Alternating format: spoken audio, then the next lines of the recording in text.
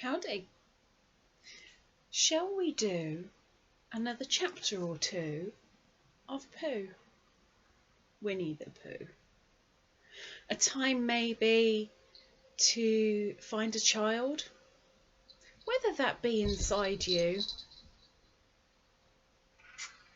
or a fuzzy one, or even a real life skin child. Whatever that may be, maybe just you alone. I hope that you can enjoy the story. So, chapter 4, in which Eeyore loses a tail and Pooh finds one. The old grey donkey, Eeyore, stood by himself in a thistly corner of the forest, his front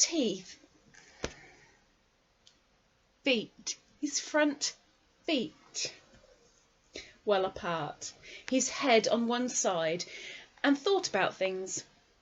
Sometimes he thought sadly to himself, "Why?" And sometimes he thought, "Wherefore?" And sometimes he thought,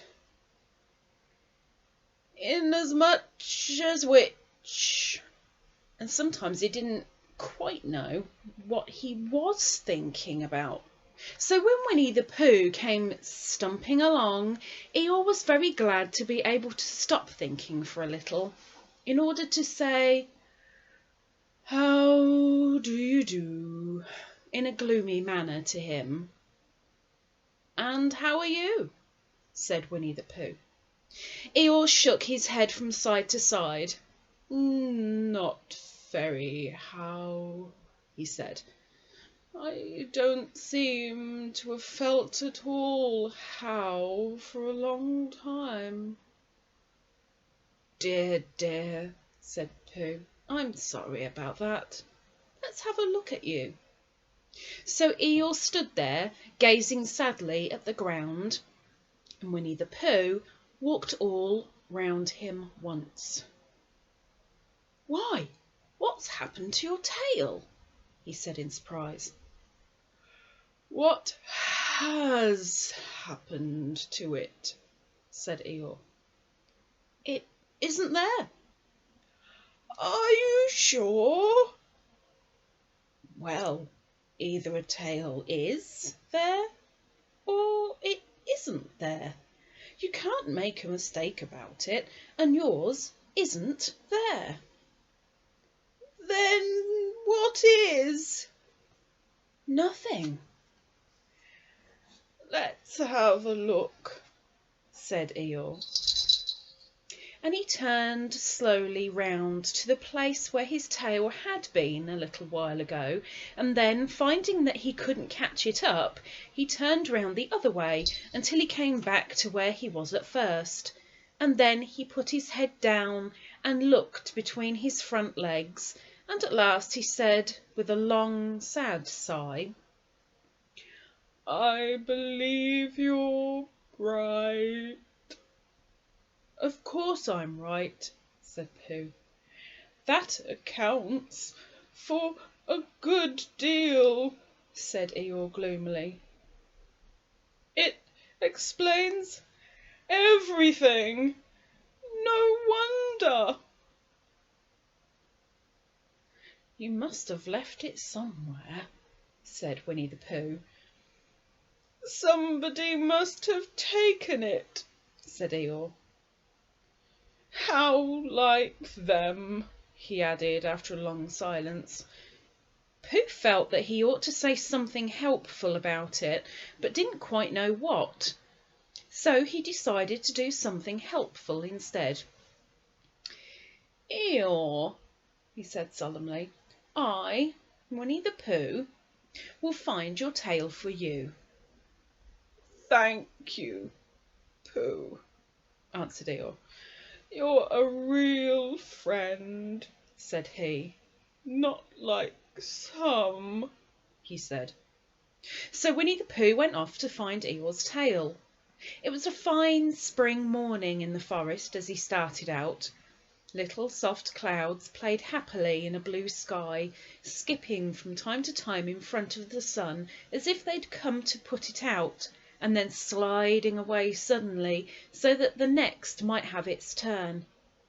Through them and between them the sun shone bravely, and a copse which had worn its furs all the year round seemed old and dowdy now beside the new green lace which the beeches had put on so prettily. Through copse and spinney marched Bear, down open slopes of gorse and heather, over rocky beds of streams, up steep banks of sandstone, into the heather again, and so at last, tired and hungry, to the 100-acre wood. For it was in the 100-acre wood that Owl lived. "And if anyone knows anything about anything," said Bear to himself, "it's Owl who knows something about something," he said. "Or my name's not Winnie-the-Pooh," he said. "Which it is," he added. "So there you are." Owl lived at the Chestnuts, an old-world residence of great charm, which was grander than anybody else's, or seemed so to Bear, because it had both a knocker and a bell-pull. Underneath the knocker there was a notice which said, "Please ring if an rinser is required." When I say rinser, I do mean answer. All the spelling was a little incorrect. But what do you expect from animals? Underneath the bell pull there was a notice which said, "Please knock if an answer is required." These notices had been written by Christopher Robin, not the animals, who was the only one in the forest who could spell. For Owl, wise though he was in many ways, able to read and write and spell his own name, Wall, yet somehow went all to pieces over delicate words like measles and buttered toast. Winnie-the-Pooh read the two notices very carefully, first from left to right, and afterwards, in case he'd missed some of it, from right to left. Then, to make quite sure, he knocked and pulled the knocker, and he pulled and knocked the bell rope, and he called out in a very loud voice, "Owl, I require an answer. It's Bear speaking." And the door opened, and Owl looked out. "Hello, Pooh," he said. "How's things?" "Terrible and sad," said Pooh, "because Eeyore, who is a friend of mine, has lost his tail, and he's moping about it. So could you very kindly tell me how to find it for him?" "Well," said Owl, "the customary procedure in such cases is as follows." "What does crustimony precede cake mean?" said Pooh. "For I am a bear of very little brain, and long words bother me." "It means the thing to do."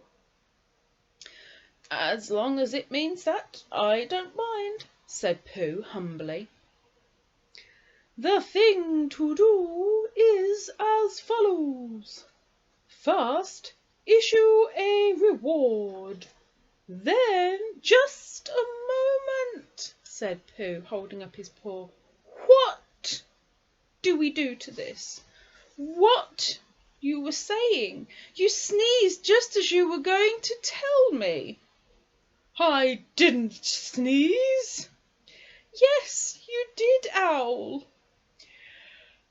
"Excuse me, Pooh, I didn't. You can't sneeze without knowing it." "Well, You can't know it without something having been sneezed. What I said was, first issue a reward. You're doing it again, said Pooh sadly. A reward, said Owl very loudly. We write a notice to say that we will give a large something to anybody who finds Eeyore's tail. I see, said Pooh, nodding his head. Talking about large somethings, he went on dreamily. Generally have a small something about now. About this time in the morning. And he looked wistfully at the cupboard in the corner of Owl's parlour. Just a mouthful of condensed milk or what not, with perhaps a lick of honey? Well then, said Owl, we write out this notice and we put it up all over the forest. A lick of honey, murmured Bear to himself, or not, as the case may be. And he gave a deep sigh and tried very hard to listen to what Owl was saying. But Owl went on and on, using longer and longer words, until at last he came back to where he started, and he explained that the person to write out this notice was Christopher Robin. It was he who wrote the ones on my front door for me. Did you see them, Pooh? For some time now, Pooh had been saying yes and no in turn, with his eyes shut to all that Owl was saying, and having said yes, last time, he said no, not at all, now, without really knowing what Owl was talking about. Didn't you see them? Said Owl, a little surprised. Come and look at them now. So they went outside, and Pooh looked at the knocker and the notice below it, and he looked at the bell rope and the notice below it, and the more he looked at the bell rope, the more he felt that he had seen something like it somewhere else, some time before. Handsome bell rope, isn't it? Said Owl. Pooh nodded. It reminds me of something, he said, but I can't think what. Where did you get it? I just came across it in the forest. It was hanging over a bush, and I thought at first somebody lived there, so I rang it, and nothing happened. And then I rang it again, very loudly, and it came off in my hand. And as nobody seemed to want it, I took it home and... Owl, said Pooh solemnly, you made a mistake. Somebody did want it. Who? Eeyore, my dear friend Eeyore. He was so fond of it. Fond of it? Attached to it, said Winnie-the-Pooh sadly. So with these words he unhooked it and carried it back to Eeyore, and when Christopher Robin had nailed it on in its right place again, Eeyore frisked about the forest waving his tail so happily that Winnie-the-Pooh came over all funny and had to hurry home for a little snack of something to sustain him, and wiping his mouth half an hour afterwards he sang to himself proudly, Who found the tail? I, said Pooh, at 2:15. Only it was 11:15, really. I found the tail. Chapter 5, in which Piglet meets a heffalump.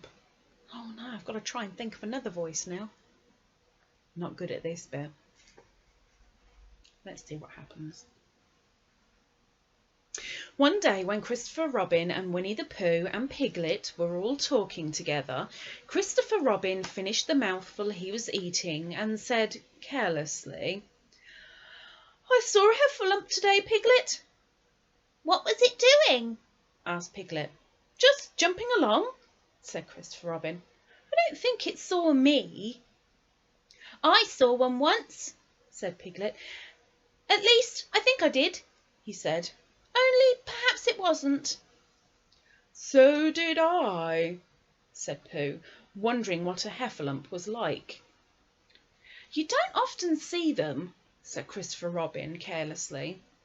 "Not now," said Piglet. "Not at this time of year," said Pooh. Then they all talked about something else until it was time for Pooh and Piglet to go home together. At first, as they stumped along the path which edged the 100-acre wood, they didn't say much to each other. But when they came to the stream, and had helped each other across the stepping stones, and were able to walk side by side again over the heather, they began to talk in a friendly way about this and that, and Piglet said, "If you see what I mean, Pooh." And Pooh said, "It's just what I think myself, Piglet." And Piglet said, "But on the other hand, Pooh, we must remember." And Pooh said, "Quite true, Piglet, although I had forgotten it for the moment." And then, just as they came to the 6 pine trees, Pooh looked round to see that nobody else was listening, and said in a very solemn voice, "Piglet, I have decided something." "What have you decided, Pooh?" "I have decided to catch a heffalump." Pooh nodded his head several times as he said this, and waited for Piglet to say, "How?" or "Pooh, you couldn't," or something helpful of that sort, but Piglet said nothing. The fact was, Piglet was wishing that he had thought about it first.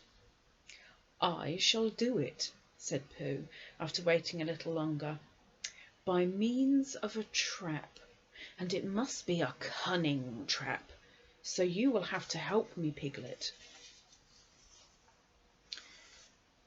"Pooh," said Piglet, feeling quite happy again now. "I will." And then he said, "How shall we do it?" And Pooh said, "That's just it. How?" And then they sat down together to think about it. Pooh's first idea was that they should dig a very deep pit, and then the heffalump would come along and fall into the pit, and "Why?" said Piglet. "Why what?" said Pooh. "Why would he fall in?" Pooh rubbed his nose with his paw and said that the heffalump might be walking along humming a little song and looking up at the sky, wondering if it would rain, and so he wouldn't see the very deep pit until he was halfway down, when it would be too late. Piglet said that this was a very good trap, but supposing it were raining already? Pooh rubbed his nose again and said that he hadn't thought of that, and then he brightened up and said that if it were raining already, the heffalump would be looking at the sky, wondering if it would clear up, and so he wouldn't see the very deep pit until he was halfway down, when it would be too late. Piglet said that now that this point had been explained, he thought it was a cunning trap. Pooh was very proud when he heard this, and he felt that the heffalump was as good as caught already.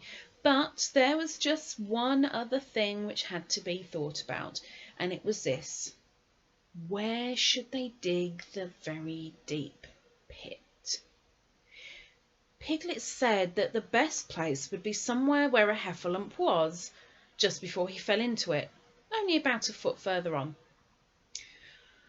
"But then he would see us digging it," said Pooh.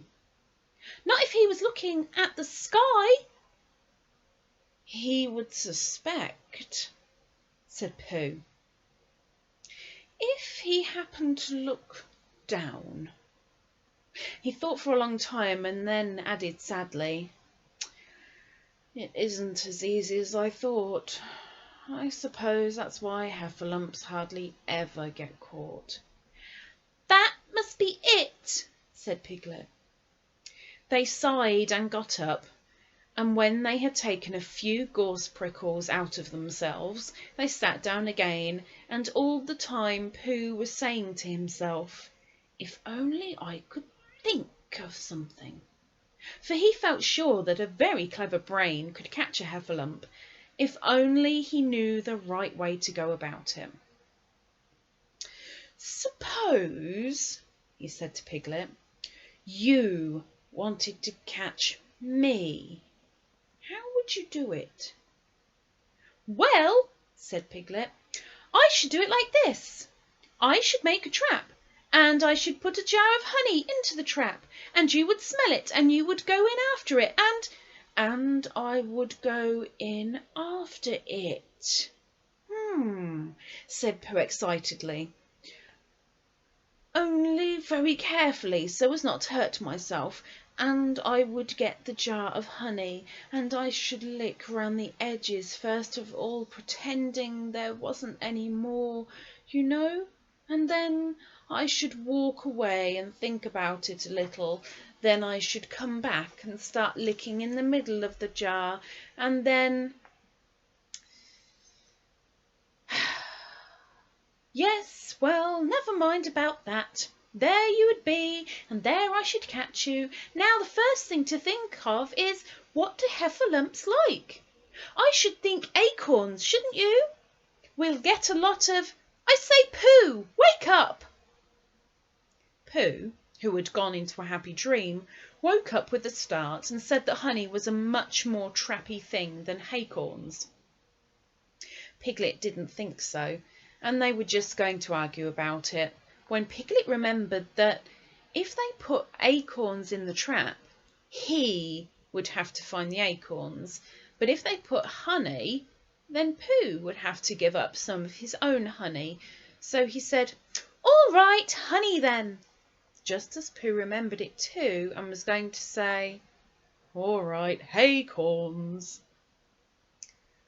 "Honey," said Piglet to himself in a thoughtful way, as if it were now settled, "I'll dig the pit while you go and get the honey." "Very well," said Pooh as he stumped off.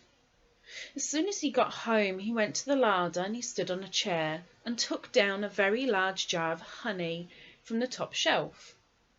It had honey written on it, but just to make sure he took off the paper cover and looked at it, and it looked just like honey. "But you never can tell," said Pooh. "I remember my uncle saying once that he had seen cheese just this colour." So he put his tongue in and took a large lick.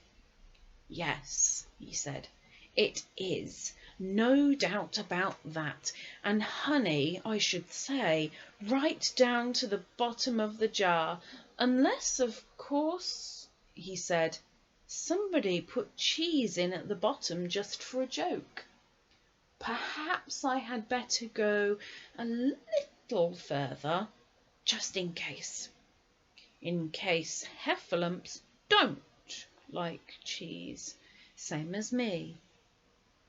Ah," and he gave a deep sigh, "I was right. It is honey right the way down." Having made certain of this, he took the jar back to Piglet, and Piglet looked up from the bottom of his very deep pit and said, "Got it?" And Pooh said, "Yes, but it isn't quite a full jar." And he threw it down to Piglet, and Piglet said, "No, it isn't. Is that all you've got left?" And Pooh said, "Yes," because it was. So Piglet put the jar at the bottom of the pit and climbed out, and they went off home together. "Well, good night, Pooh," said Piglet, when they had got to Pooh's house. And we meet at 6 o'clock tomorrow morning by the pine trees and see how many heffalumps we've got in our trap. 6 o'clock, Piglet. And have you got any string? No, why do you want string? To lead them home. Oh, I think heffalumps come if you whistle. Some do and some don't. You never can tell with heffalumps. Well, good night. Good night. And off Piglet trotted to his house, Trespassers W, while Pooh made his preparations for bed. Some hours later, just as the night was beginning to steal away, Pooh woke up suddenly with a sinking feeling. He had that sinking feeling before, and he knew what it meant. He was hungry. So he went to the larder, and he stood on a chair and reached up to the top shelf and found nothing.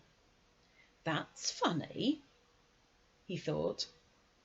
I know I had a jar of honey there, a full jar, full of honey right up to the top, and it had honey written on it, so that I should know it was honey. That's very funny. And then he began to wander up and down, wondering where it was and murmuring a murmur to himself like this. It's very, very funny, 'cause I know I had some honey, 'cause it had a label on saying honey. A gloptuous full up pot too, and I don't know where it's got to. No, I don't know where it's gone. Well, it's funny.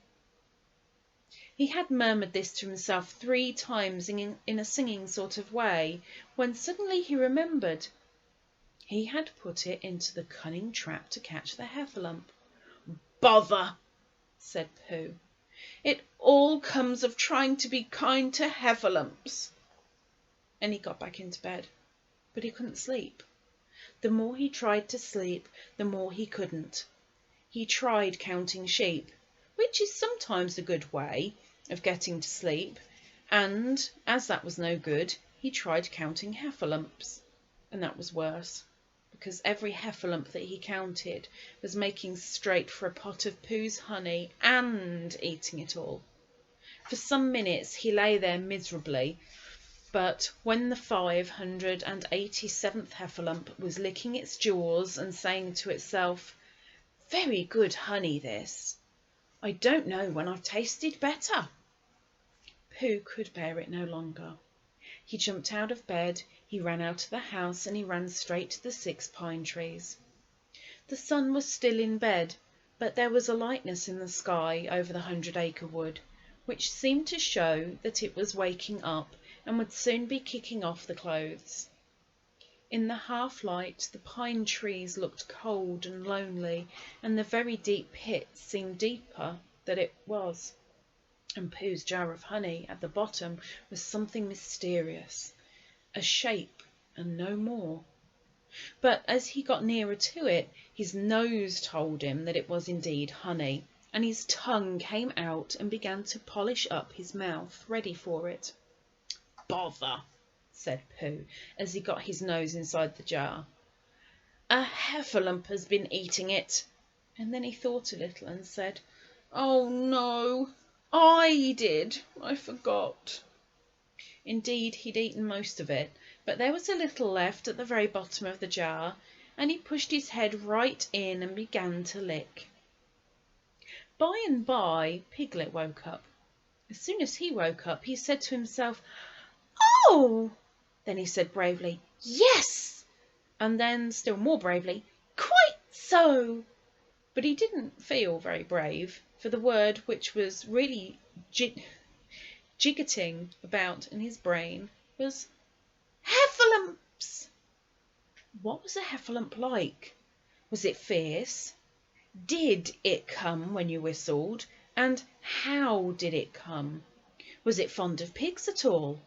If it was fond of pigs, did it make any difference what sort of pig? Supposing it was fierce with pigs, would it make any difference if the pig had a grandfather called Trespassers William? He didn't know the answer to any of these questions, and he was going to see his first heffalump in about an hour from now. Of course Pooh would be with him, and it was much more friendly with two. But suppose heffalumps were very fierce with pigs and bears, wouldn't it be better to pretend that he had a headache and couldn't go up to the 6 pine trees this morning? But then suppose it was a very fine day and there was no heffalump in the trap. Here he would be in bed all the morning, simply wasting his time for nothing. What should he do? And then he had a clever idea. He would go up very quietly to the 6 pine trees now, peep very cautiously into the trap and see if there was a heffalump there. And if there was, he'd go back to bed, and if there wasn't, he wouldn't. So off he went. At first he thought that there wouldn't be a heffalump in the trap, and then he thought that there would, and as he got nearer he was sure that there would, because he could hear it heffalumping about like anything. "Oh dear, oh dear, oh dear," said Piglet to himself, and he wanted to run away, but somehow, having got so near, he felt that he must just see what a heffalump was like. So he crept to the side of the trap and looked in. And all the time Winnie-the-Pooh had been trying to get the honey jar off his head. The more he shook it, the more tightly it stuck. "Bother!" he said inside the jar, and "Oh, help!" and mostly "Oh!" And he tried bumping it against things, but as he couldn't see what he was bumping it against, it didn't help him. And he tried to climb out of the trap, but as he couldn't see nothing but jar, and not much of that, he couldn't find his way. So at last he lifted up his head, jar and all, and made a loud roaring noise of sadness and despair. And it was at that moment that Piglet looked down. "Help! Help!" cried Piglet. "A heffalump! A horrible heffalump!" And he scampered off as hard as he could, still crying out, "Help! Help! A horrible heffalump! Huff! Hella! A hella! Horralump! Ho! A huffalump! Hellarump!" And he didn't stop crying and scampering until he got to Christopher Robin's house. "Whatever's the matter, Piglet?" said Christopher Robin, who was getting up. "Hef!" said Piglet, breathing so hard that he could hardly speak. A heffalump!" "Where?" "Up there," said Piglet, waving his paw. What did it look like? Like it had the biggest head you ever saw, Christopher Robin. A great, enormous thing, like nothing. A huge, big, well, I don't know, like an enormous big nothing, like a jar. "Well," said Christopher Robin, putting on his shoes, "I shall go and look at it. Come on." Piglet wasn't afraid if he had Christopher Robin with him, so off they went. "I can hear it, can't you?" said Piglet anxiously as they got near. "I can hear something," said Christopher Robin. It was Pooh bumping his head against a tree root he had found. "There!" said Piglet. "Isn't it awful?" And he held on tight to Christopher Robin's hand. Suddenly Christopher Robin began to laugh, and he laughed, and he laughed, and he laughed. And while he was still laughing, crash went the heffalomp's head against the tree root. Smash went the jar, and out came Pooh's head again. Then Piglet saw what a foolish piglet he had been, and was so ashamed of himself that he ran straight off home and went to bed with a headache. But Christopher Robin and Pooh went home to breakfast together. "Oh, Bear," said Christopher Robin, "how do I love you! How I do love you." "So do I," said Pooh. And that is the end of chapter 4 and chapter 5 of Winnie-the-Pooh. So now we've met Eeyore, We've seen Christopher Robin again, and Piglet again, and of course our Pooh. I wonder what they'll get up to next week. We'll have to wait and see, won't we? Hope you enjoyed. Please do a thumbs up and maybe subscribe if you wish. I'd appreciate that. Thank you. Have a wonderful day, a wonderful evening. Take care.